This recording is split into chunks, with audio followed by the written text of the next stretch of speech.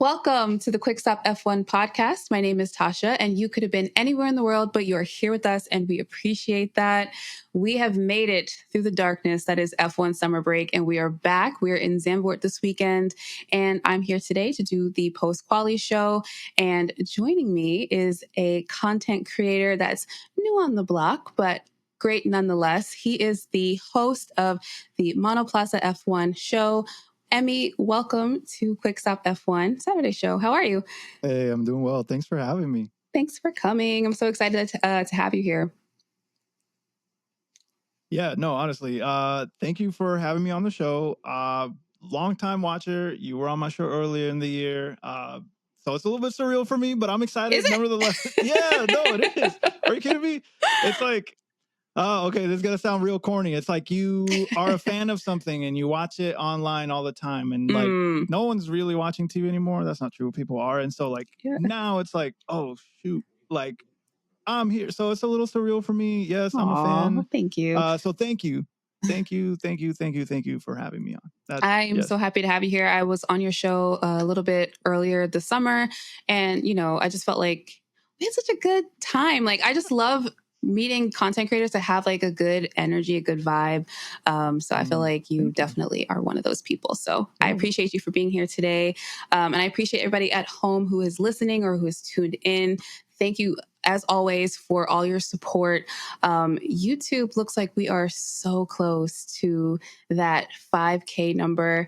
I think we're less than 90 subscribers away. So if you are part of the 56% of people that I see here who listen but aren't subscribed, please let's convert that today.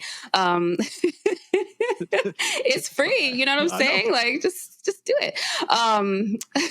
If you want to see ad-free content, which I don't blame you because YouTube is getting pretty crazy with the ads. I had to sit through a 51-second ad recently, and I was just like, okay, I might actually pay for YouTube Premium or Patreon. So you can support us there if you want to see less ads on our content. And if you would like to give us a good review, a 5-star review, please don't be shy. And you can do that over on Apple and Spotify. Emmy. Yes. Wow. We made it through the break.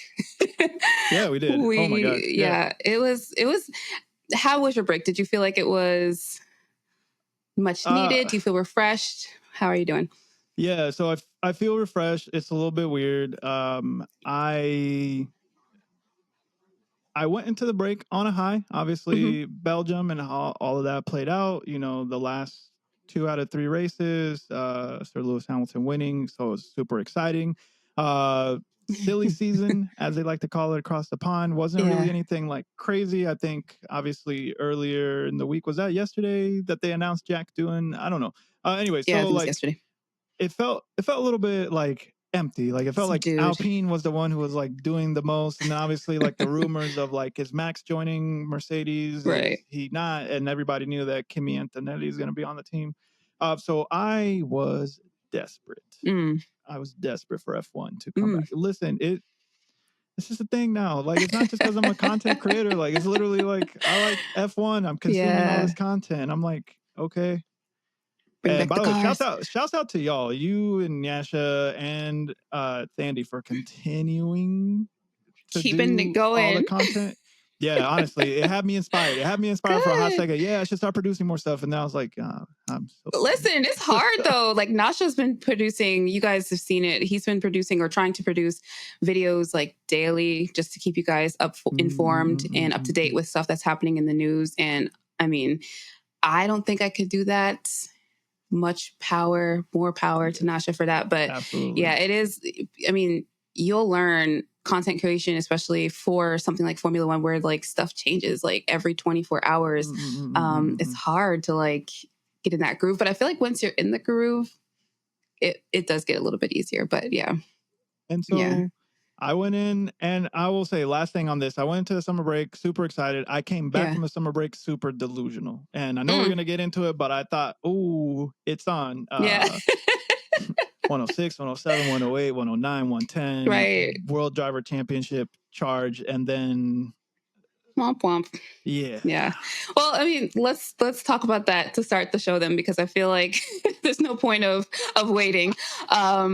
Sir Lewis Hamilton is starting tomorrow's race, P12 as of right now.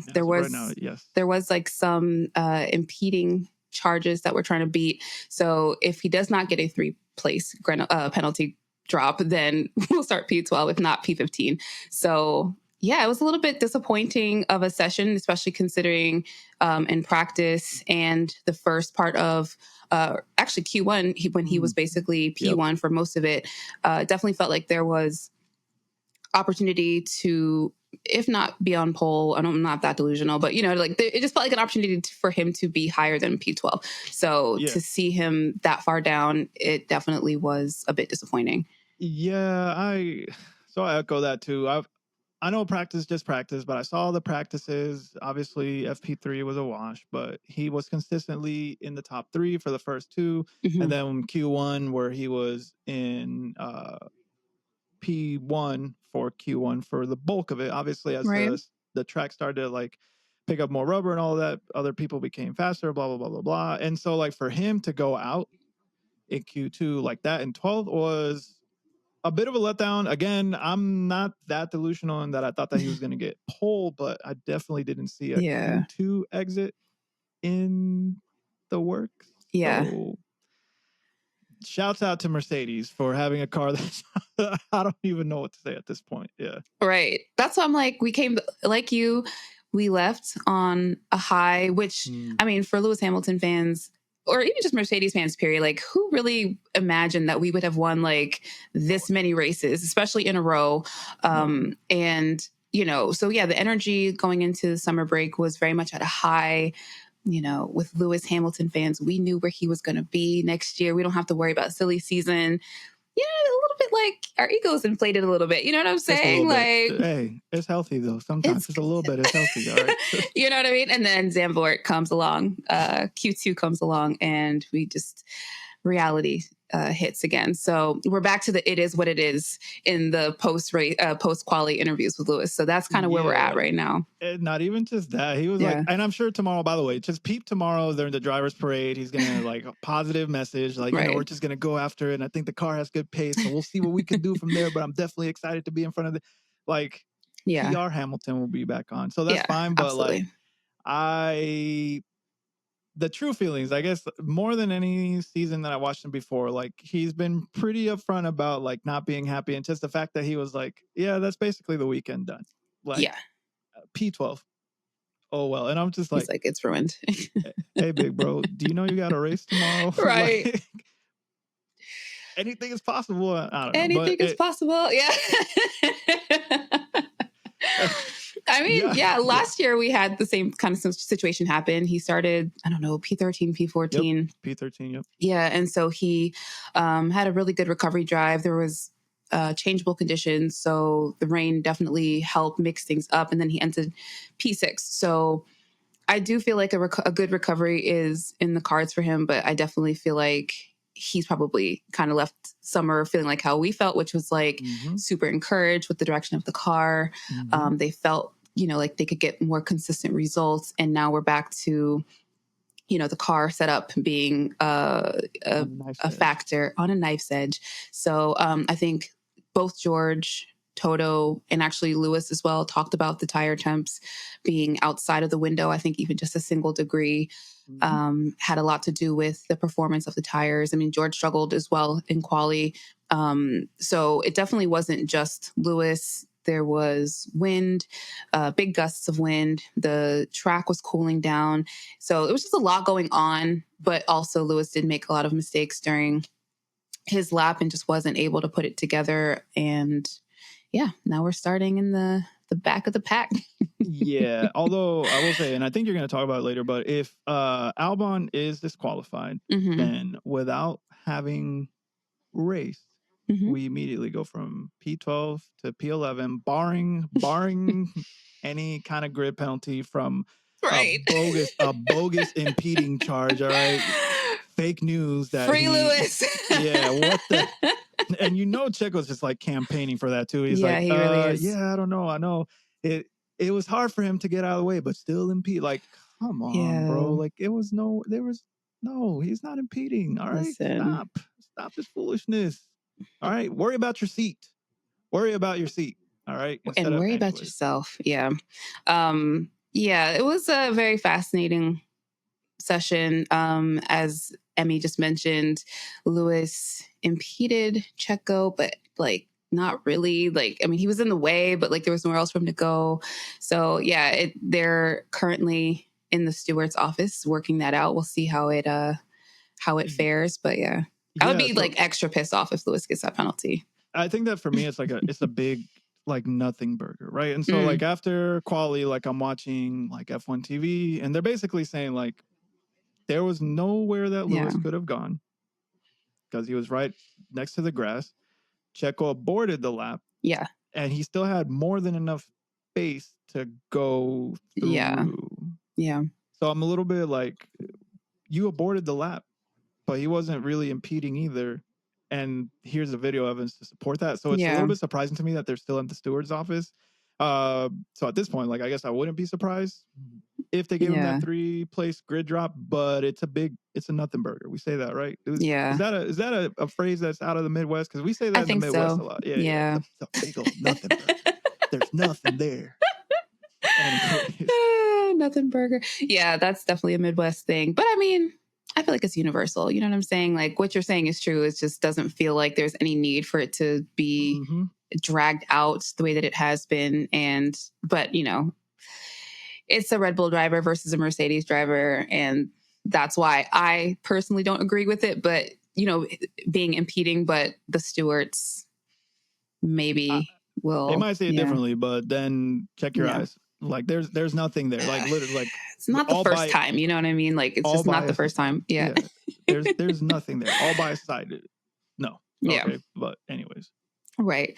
So I guess overall, what were your thoughts on quali? Yeah. So, all right. So the quali for me, I'll be honest, had a little bit of emotional recovery after Q2. I was not expecting that. But overall, like, I was happy to see that McLaren's upgrades have panned out and they seem to be working out. And it kind of felt like the pace was with them all weekend, more or less, right? They're just kind of like fine tuning their car. So Lando on pole wasn't necessarily surprising. Now, he was on pole by like 0.3, which is a considerable amount. Yeah. From where Red Bull was at the beginning and even last year to where they are now. So for me, that's like happy. They didn't get that front row lockout, which honestly, like I would have preferred. Right. But it's okay. So seeing that happen, Williams was Williams. We could talk about Logan Sargeant later. Mercedes, I was a little bit disappointed in Mercedes because, again, I expected one of those two drivers to at least be in the top 3, at least based on the pace that I'd seen during practice and the long runs and even just like Q1 with like Lewis's car, right? Right. Yeah, the rest of the teams like Ferrari left. Yeah, let's talk about that later. Ferrari was like a little bit disappointing for me as well. So like overall, like I'm not going to say it was underwhelming. I was just like, aside from McLaren, it was it was like just unexpected. And I think like I've said this to you before, but like for me, Red Bull at this point is no longer like the dominant team. They have like one of the more dominant drivers. And I believe that that's why they've been able to stay at the top because of the work Max is doing, right? All credit there. But as far as like having the fastest car, I don't necessarily think that that's true. And I'm not sure that they understand the correlation between like, we can do this and it'll make the car faster. And if that's working to the point where like, I guess now they're even saying like, we can't do anything else to make this car faster. Right. Like, we have reached the peak. So I don't know, what's a better word for underwhelming? Because it wasn't quite underwhelming of a quali, but it was definitely like, it happened. We're back. Yeah, that's kind of how I felt. I was like, what a dud for summer break return. You know what I mean? Like, it's just like, okay. Like, I mean, lots of stuff happened. But yeah, overall, it wasn't exciting. I mean, business was done, you know? So that's that basically. But yeah, I think in terms of what you're saying about McLaren, you know, knowing that they brought upgrades, and it's just kind of refreshing for a team to bring upgrades and they actually like work, you know. I know some of the other teams can't relate. But But you know what I mean? Like, Ferrari. It's just Ferrari, Mercedes. Like, there's a couple of them, you know?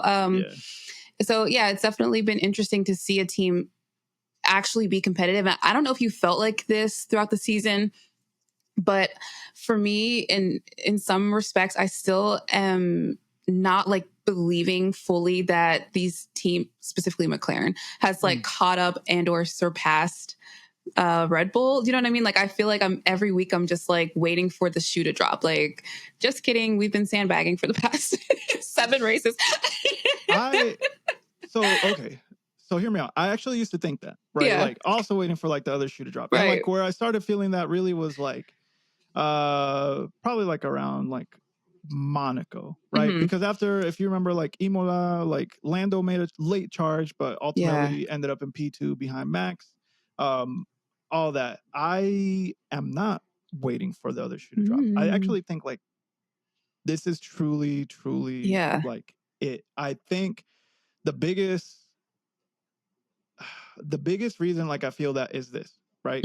Had this been last year, Lando getting a pole ahead of Max, we would have just been like super excited, right? You remember Max going through like a run of winning 1,000 races in a row, and everyone was just like super happy when like Carlos Sainz won, and we were doing all this stuff that was like, forget Max, he's gonna win anyways. Let's P2 on, like that's the real race, right? And I feel like this year has been such a good season in comparison to last year. Yes, absolutely. That it's no longer surprising when Red Bull doesn't win a race or get pole. So like it's one of the two, because it used to be like they may not always get pole, but they'll for sure win the race. Now it's like you got to win the race now. You actually have to race, you have to compete somebody, right? And so like to me, that's a testament of like we're literally talking about how like it was a whatever quality, but like had this been last year, it's like, oh man, yeah, Max Verstappen didn't get pole. Like, so excited. Whereas now it's like, all right, so how long before like Lando messes up and Max is in first and gets passed by somebody else? But we're still talking about like Max getting passed by somebody else, right? Yeah. So I think the shoe has already dropped. Like I think Red Bull, this is the RB20. Yeah, in my mind, like that's it. I mean, yeah, I agree with you. It's such a weird, unsettling feeling. I think it's just what it comes down to, because it's like, it is like you said, you know, Red Bull really only has one competent driver, and it's Max. And so I feel like when he's in the top, you know, 4, 2, whatever, there's always a chance. And especially against Lando Norris, who, you know, even though he got pole, we all know that pole to win ratio is looming over his head like a dark cloud. So that's crazy work. 0%. 0%. Every time I get a chance to bring that up, I'm always going to bring that up. 0% pole to win ratio. Oh my God. It's not good. I mean, I can't imagine it's good for his mental health, his psyche going into it, because he knows, and it's not just anybody that's going to be, you know, on the front row with him. It's Max Verstappen, who they've already come together in Austria. I feel like, you know, Lando has this kind of, I don't want to call it an inferiority complex, but maybe we'll just call it that for today. But you know what I mean? Like, I think he's just like that figure that he's never really fully been able to like beat him. And I just feel like, yeah, as long as Max is within touching distance to Lando, I do think he will be a factor. That's fair. I'm going to add the caveat of saying, like, I think it's a lot of undue pressure that he gives himself. Oh, yeah, right? Of course. But more than Max, I think, and you've talked about it in the past, I've talked about it, I actually think that the pressure is maybe also coming from within the team, right? Like, obviously, like that Lando is Zach Brown's son, 100%, right? But Piastri can no longer be ignored. Like, he's in year 2, and that curve of talent just like shot up exponentially. And we've talked about, like, if he gets his tire management under control, he figures that out. Like, now he's a complete driver. So I feel like, again, conjecture on my part, like it's also internal pressure. It's like, man, Oscar is actually a competent driver. And I believe on McLaren that Oscar is the only driver that has actually been competition to Lando. All right. since Lando joined McLaren, right? Like you had in 2019, I think it was like Alonso was on his team, and it was like, and then after that, it was like Carlos Sainz, which I'm not trying to say Sainz is washed, but it wasn't really like right. a ton of competition. Carlando, whatever. And then obviously the insert whatever adjective you want to throw in there with Danny Rick, right? But I feel like Oscar is the first one that's like, the talent is there, right, and the growth is there. Realistically, how much time do I have at being like the most viable option for McLaren? Maybe that's weighing in on him. I don't know Lando personally, but like that and like the self-deprecating thing. So we'll see. Over it. Yeah. Y'all already know how I feel about Lando and his... Woe is me. Okay, Eeyore. You know what I'm saying? Like, I don't want to hear that. Like, that's the last thing I want to hear professional athletes say every week is that they don't believe in themselves. Like, that is literally like, you're making my skin itch. You know what I'm saying? You're giving me the ick. It gives me the ick. Like, so that's how I feel about Lando. I just wish, he... Easier said than done, obviously, because there's a lot of pressure. I mean, we talk all the time about, Checo Perez kind of suffers the same affliction of like, constant downfall. It's really hard to recover from that from a mental aspect. You don't just like wake up and like, I'm going to be a great driver today. You know what I mean? Like if you already are getting beat up all the time, like in the media from your team, no one really has your back like that. So yeah, I could see why these drivers don't recover or bounce back from bad races or a string of bad races the way that we would think. But at the same time, I'm also like, that's part of your job. You have to problem solve that and figure out how you can become a better driver mentally so that you can actually compete and do something on these races, because it's not going to stop. I also feel like though, like Peepoo's behind Lando. So he's got 3 really competent drivers, 2 of which are very much like it's me or you, and if we're both out, like it is what it is. And I'm talking about Verstappen and I'm talking about Russell. So if Russell gets the jump and he's able to get there, like I actually think a Russell or a Piastri is a bigger nightmare for Lando if he doesn't get a good start than even Verstappen is. Just because again, I feel like the pace of McLaren is better than the Red Bull. Right. So it's like I feel like the fight is actually going to be with car 63 and car 81. Yeah. Who I think will surmount more pressure than I think Verstappen could. Yeah, I mean, you definitely could see Oscar was a bit disappointed with himself in the press conference. I mean, he definitely made a couple of mistakes in his final lap as well, because he was in contention at some point for pole, along with Lando, along with Max. So yeah, just like the last time where which race was that, where they asked him like, oh, how's turn 1 going to go? And he was trying to be all diplomatic about it. Like, we're going to work as a team, Yeah, internally, I'm going to like literally. So yeah, I feel like Oscar is somebody who, he's the quiet one. You got to watch out for it. You know what I mean? Like he will never say what he's going to do, but you have to believe that he's always thinking like, how am I going to get ahead in this race? And I think Lando is very vulnerable. He's in a fast car, obviously, but, there are some ways to exploit those vulnerabilities. And I do feel like who more than your teammate, right? Who knows you probably better than anybody else in the grid, who knows how to like get under your skin. So, yeah. So I guess like my final question on this, and obviously like we can move on from McLaren, is the moment too big for Lando Norris? Yes. Say less. Absolutely. I mean, I feel like he just hasn't been here before. In the 6 years that he's been at McLaren, this is really the first time that he's even been in a contention for a driver championship. Mind you, the point gap is still pretty, wide. But I mean, like this is his real first time being where he's at in his career. So I do feel like it's too big in terms of like, I don't think he's the kind of driver that's just going to like reach out and snatch it, you know what I mean? Because the opportunity is there. Because he's proven that, you know what I'm saying? So, but I do feel like this is a learning year for him. Hopefully that he comes back next season, having had this experience, having seen how close he was to wins and having them ripped away, that's what I hope for him, that this is a learning experience. I hope so. And I think the learning that he's going to take from this year is that this was his best chance to get the World Driver Championship. Yeah, this is pretty much it. So he will rue the day that he. Nah, I'm so mad. You just why I oughta get out of here. What the? But that's what I'm saying. Though I just feel like he's gonna look back and be like, I really should have like snatched this opportunity. I mean, this is probably the worst we've seen Red Bull consistently. I mean, like we just talked about, like this is consistently not doing as well as we expect them to do. Like I expected Max to come out and win almost every race this season. So by that standard, they're not doing great so far.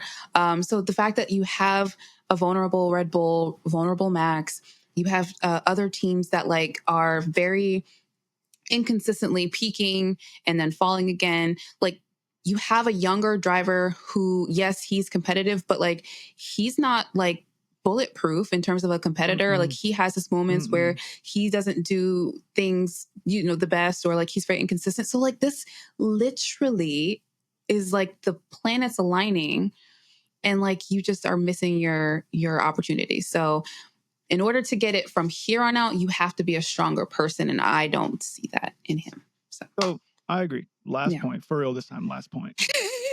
For real. My bad. Sorry. Right.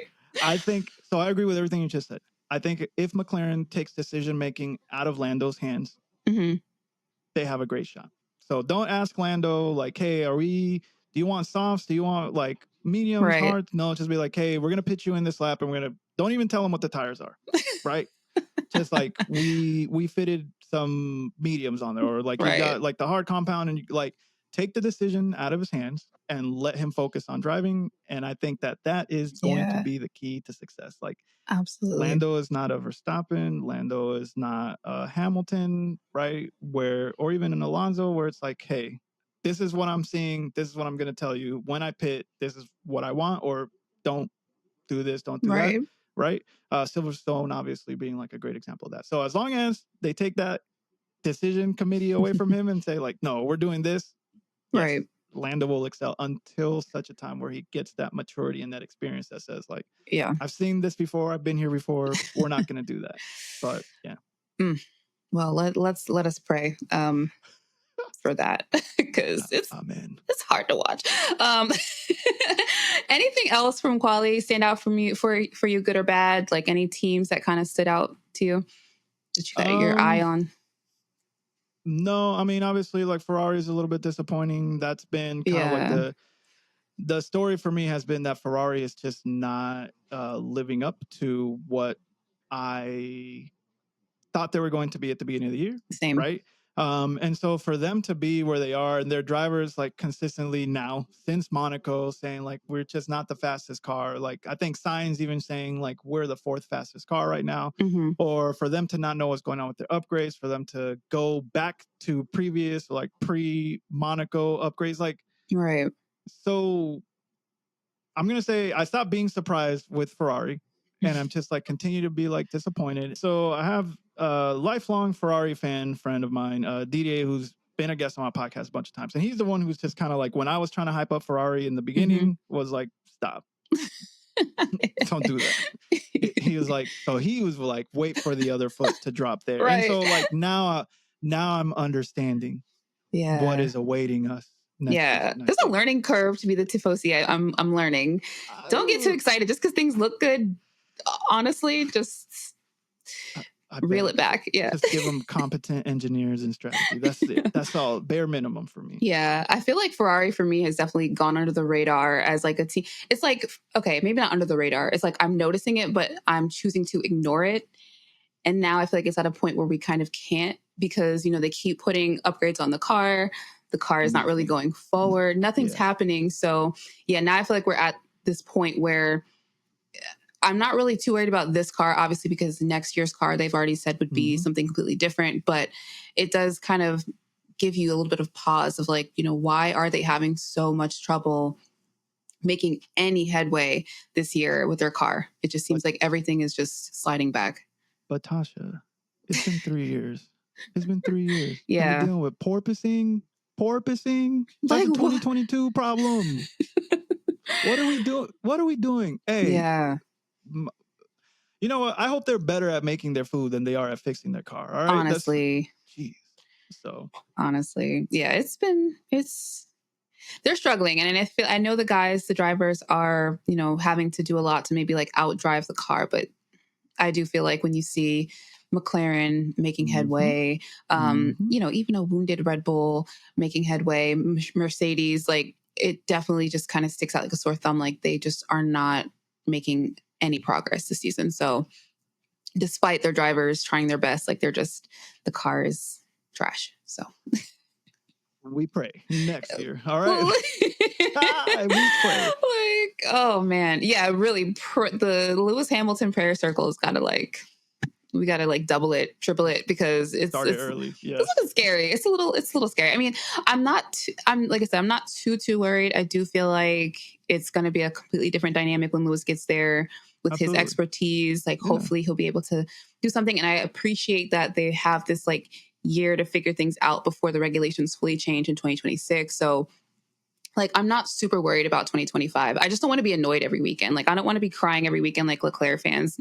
No offense. I love Leclerc. I love Leclerc. He just looks like he's having like the worst time ever. Yeah, every single time he goes in that car. Like they're breaking his spirit. So I don't want that to be me.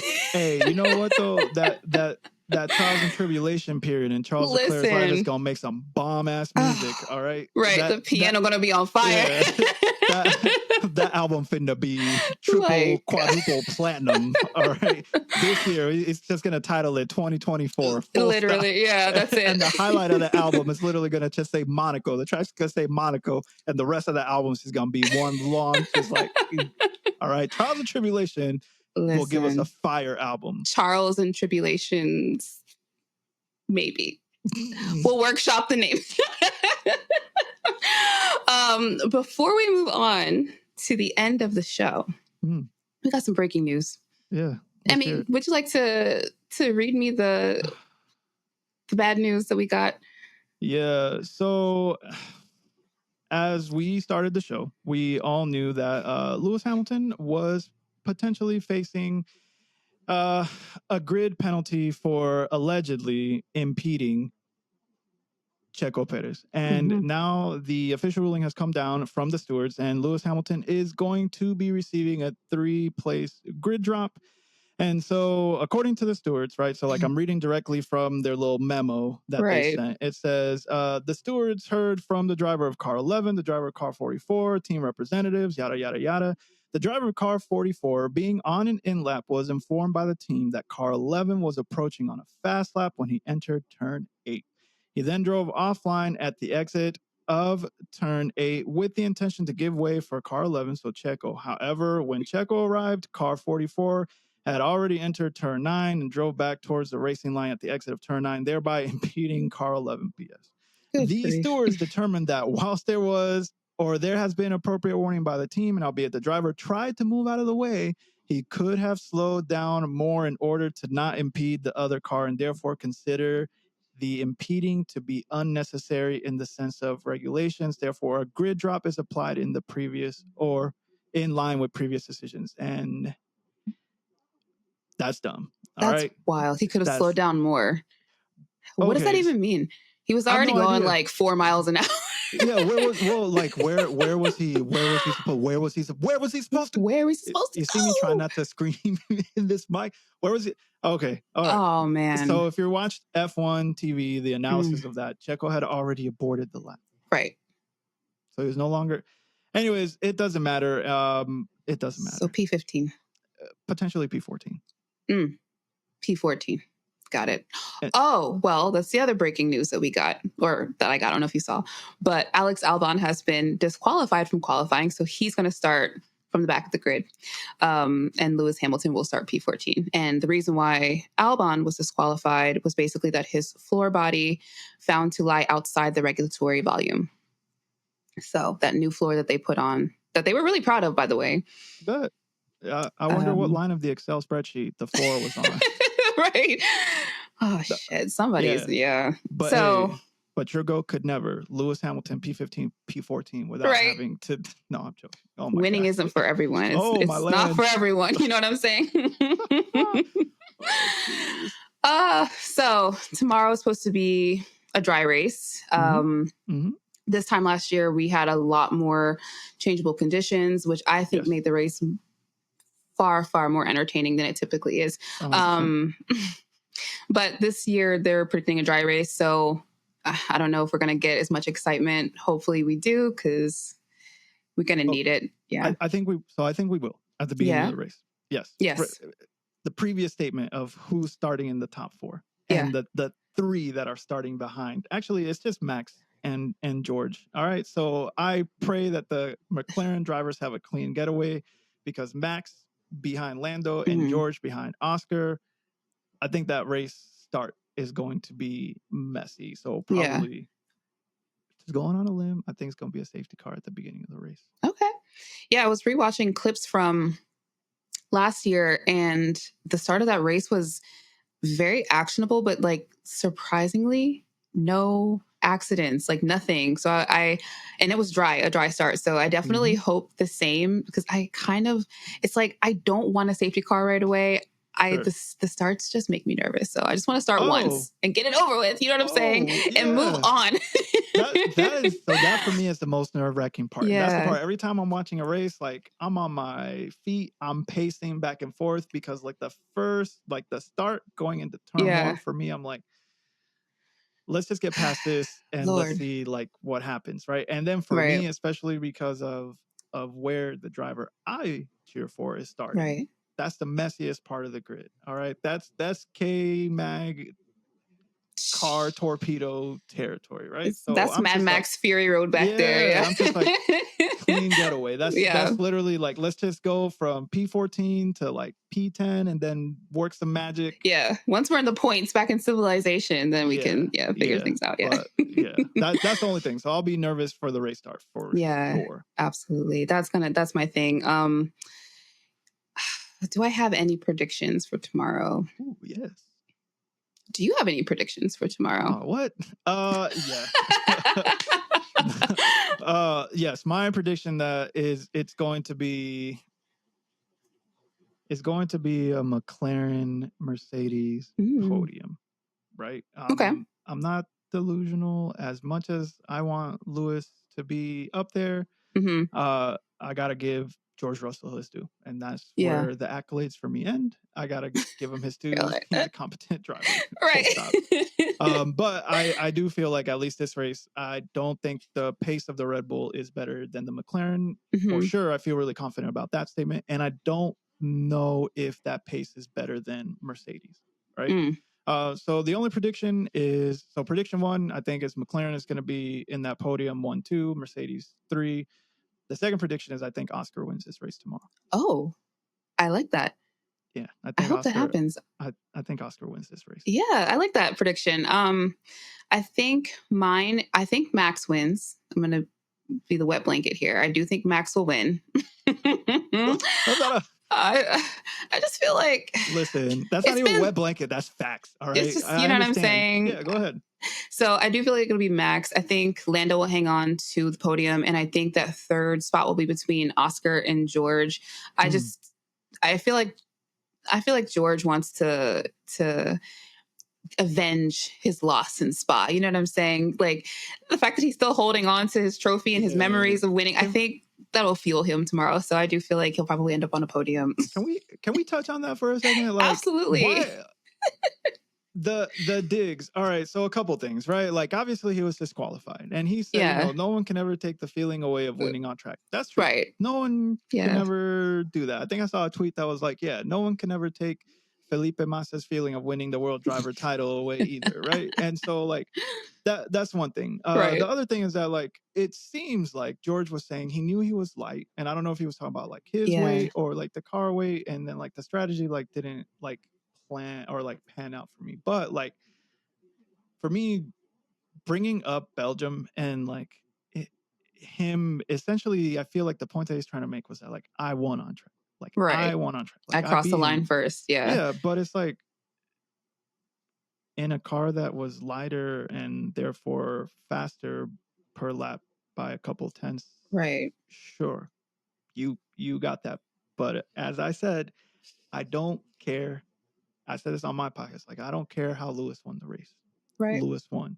George got no points, right? No and points, so yeah. like, yes, to your point, I think it's more of a redemption arc for George, but I also feel like George, I think he's actually very cognizant of the fact that his seat for after next year is not secured, right? As much as like Toto is out there like talking to Joss and talking to Max, and Max not really shutting that down. Everyone talks about like the engine regs that are coming in 26, and then they're also talking about like Kimi Antonelli to Mercedes is a done deal. Like basically Toto already like let that one rip. And so I think right now George is at a point where he's trying to prove his value to Mercedes. Like, hey, like keep me on this team after the season. But like it's very apparent to me that even Toto doesn't view him as the number one driver. If Toto viewed him as the number one driver, he would not be in pursuit of Max. And I understand why pursue Max, right? I get it. Like on paper, he's way better than Russell is, but like he's openly letting George know, like, hey, big dog, start talking to other teams. Because if I can get Max, I'll be the thing. Like you're done, right? And you're done, yeah.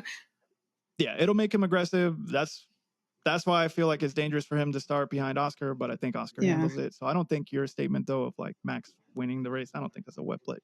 But it kind of is, because it's kind of been fun not having him on the podium for like the past 4 races. It's nice seeing him have to like fight for wins, but I'm just looking around him, you know, at the start, and I'm just like, I think he can take these guys. You know what I'm saying? Most of these guys anyway. So, and then from there, I think it'll be up to strategy and, you know, what other drivers are willing to do. Like I said, I think the Red Bull, or like you said, I think, you know, on pace, it's not as quick as the McLarens, but I do think there's something to be said for a guy that kind of is always like living rent-free in your head. And I think Max lives 100%. Rent-free in Lando's head, and Oscar, not so much. George, not so much. I think they don't care. And I do like that about them when it comes to racing. Like they just don't care. But I do think Lando's past history with Max makes him really like susceptible to, just kind of like losing out when he, I feel like he should try to forget all that past stuff and move forward, you know? Fair. So, yeah. So I'll throw a caveat to your prediction. I think Max wins if he finally gets some help from Checo. So Checo's P5. So if Checo can get up there and help out, right? Again, Checo's got to get past George. I don't think that's happening, but if he can, this race is a little bit different in the sense that like in the races past, it's just been Max by himself at the front and Checo in like P8, P16, P200, whatever position like Checo starts in, right? So yeah, it's not a crazy prediction, albeit like safe. Feel safe. It's all right. Yeah. It's okay. I like Oscar winning. I'm not gonna lie. Like Hey, that's my son, Oscar. It seems like the type, you know what I mean? Like just like nonchalantly, like yeah, you know, we did everything we could, and then I got the win. All glory to God, or whatever. Like shouts out to God. Right. Keep it pushing. Like, okay, thanks, Oscar. Yeah, honestly, he's so nonchalant about it. So that's kind of my other thing too. I love him in his like very calm, cool demeanor. So yeah, why not? Love that kid. Why not get a little fun win? So if you got Max, who'd you say your P2, P3 are? I think Lando will end up still getting P2. Sure. He loves a good like second place silver medalist moment. Yeah, behind Max Verstappen, and he considers it a good day. He said, hey, his words. His words, not ours. Yeah. And then I think it's going to be between Piastri and Russell. They kind of are similar in terms of race pace, like tire wear specifically. So I do feel like it's just going to come down to strategy between the two of them, because they both will burn out their tires, and it's just who can really stick it out to the end. So that's kind of why I'm like, I'm not really sure which one it'll be, but I think it'll be between those two. Okay. And I think George is fueled by, like I said, vengeance for Spa. So that might give him like the little bit of the edge. I mean, he can be fueled by whatever he wants, but if he doesn't keep his head cool and his pace good, like, yeah, we'll see. Yeah, we'll see. And then I do think Lewis will crack top 5. I think he'll do better than 2023. So yeah. Yes.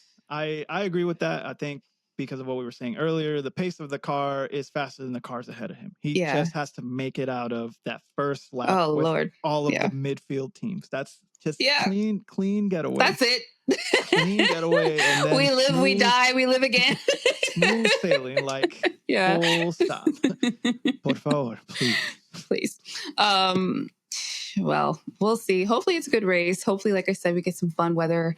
Logan Sargeant is going to be starting the race. Hopefully he keeps it all in one piece. Yeah. So Logan, as Americans, our patriotic spirit, I think, is high after the Olympics. Right. Trying with China for gold medals, but overall medal count, like we just athletes. Right. I wish there was a different American driver. Honestly. That wasn't Logan. And he gives Americans a bad name in sporting. I'm not going to lie. Do you think he makes it out of the season? No. It has nothing to do with qualifying. Do you think he makes it out of the season? Actually, it does have something to do with qualifying because James was talking about potentially swapping him out after for Monza. But then he's like, oh, I don't want to make a decision out of him being emotional because, Logan had such a huge accident in P3. And so he completely destroyed the car. The car was on fire, y'all. Yeah. It was a lot.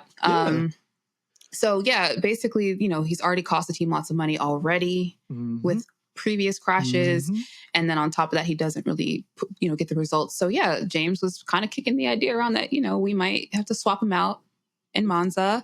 And so, no, I don't know that he's going to finish the season because I don't think they can afford to let him finish 100%. The season. No, 100%. Here, so, like, my thing has been always with Williams. Like, I like Williams because of James Walls, right? Like, I think he got in there and he was like, oof, this team is right. It's a disaster class. We're using Excel spreadsheets. The car is super, it's a lot, like, whatever. And I think Vols has done a great job. I think where I'm disappointed with Vols, and it's the comment that everybody makes, is that, like, he saw the same data, probably more data than we saw, and decided, I'm going to sign him, Logan Sargeant. Right. Let's bring him back.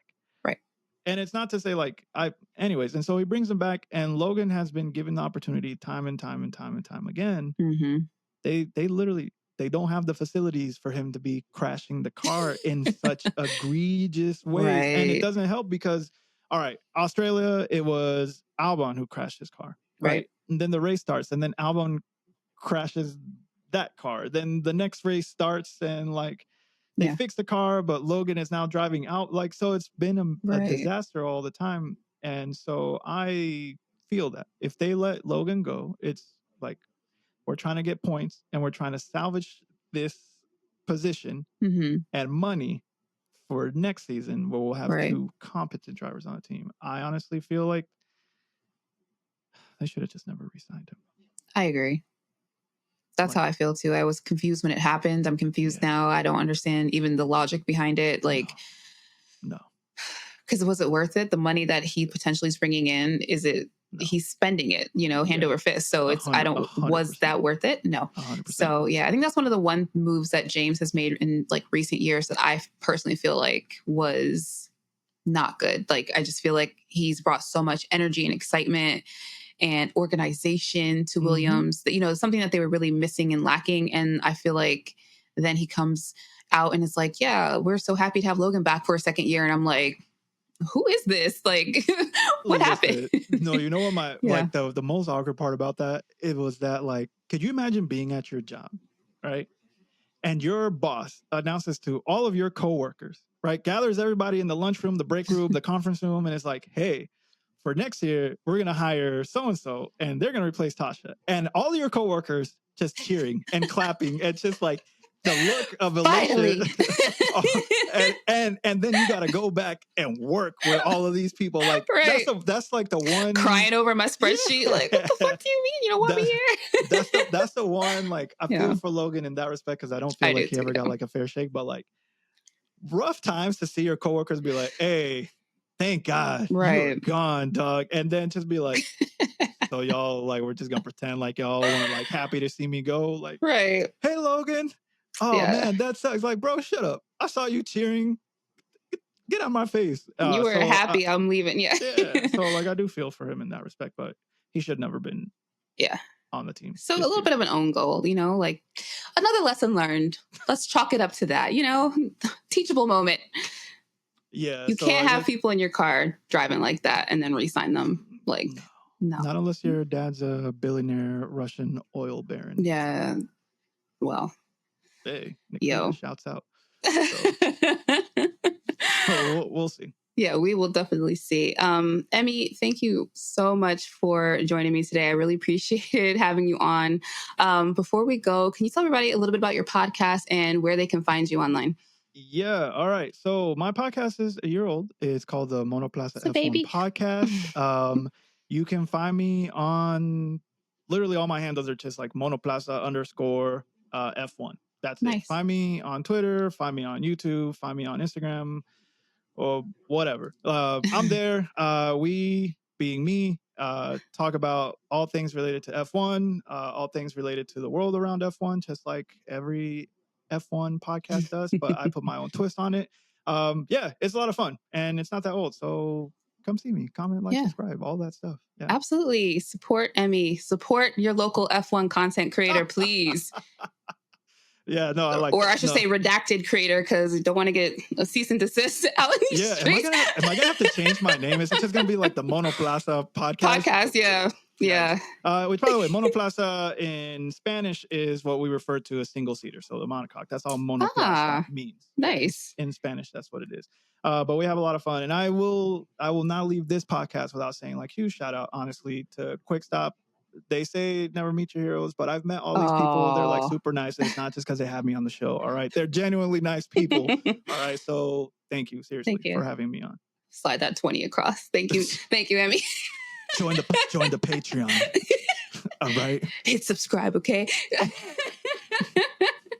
Thank you. Thank you for that. I appreciate you so much. Like I said, I feel like, it's hard out here doing content creation, whether you're doing it just like by yourself in a group. Like it's so much going on. So I think for anybody to still be dedicated to creating content and especially putting your voice out there is so admirable. And definitely I hope that by you being here, people come out and support your show, because it's a really good show. I really enjoy your podcast, and I really appreciate you so much in the space.